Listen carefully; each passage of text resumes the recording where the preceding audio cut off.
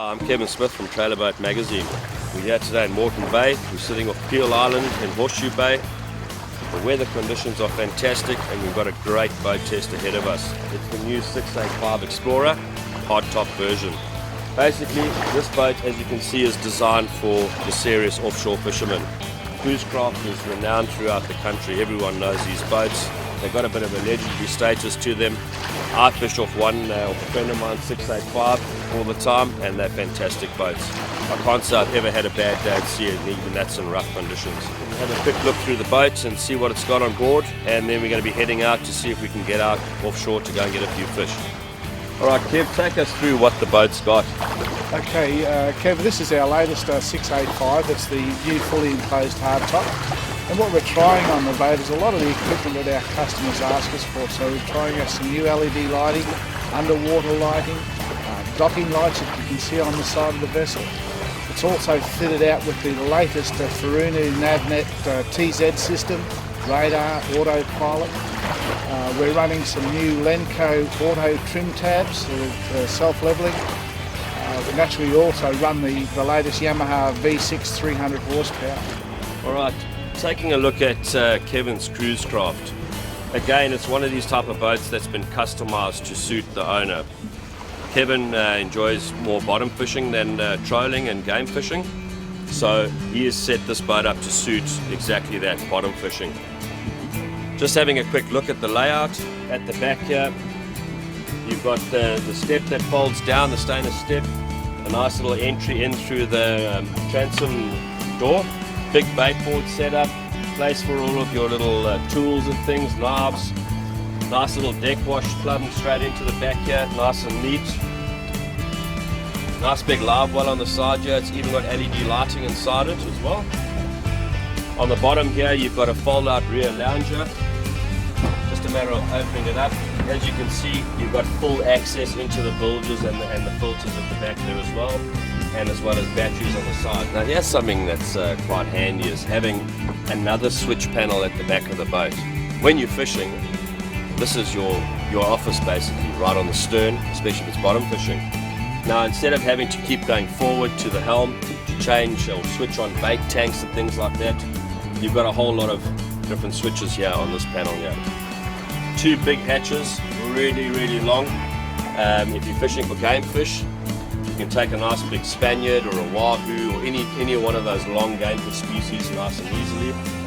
These ones are plumbed up as well, which is pretty good, because if you were fishing marlin or something like that, you could put your live mac tuna or whatever inside you and keep them facing long ways down inside the hatches to keep them alive for as long as possible. Another thing with the gunnels as well that I like, they've got side pockets which are pretty standard in most boats, but they've got rod holders in both sides. Alright, as you can see, quite a serious battery setup here. It's got triple batteries on this boat, one designated for startup off the motor, the other one for your electronics, and the third battery for bilge pumps, lighting and things like that. So no problem when it comes to power.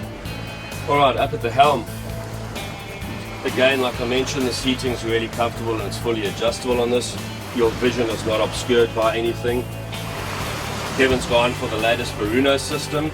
I'm not too good with these ones, but it's all full touchscreen and it's got autopilot integrated into it. All sorts of fancy little goodies inside this machine. Awesome, really clear screen. And look how flat it is, it doesn't protrude out either, so yeah, that's a really nice system. It's not your normal hydraulic that sits out on a flush panel, it's recessed back in, so it's giving you a little bit more space on the console as well. At that height and straight up and down, the steering is really comfortable to drive from, as you can see, and if you stand up, it's at a really good height around sort of your stomach here that you can hold the controls and still drive from. The new Yamaha digital gauges for monitoring fuels and things like that.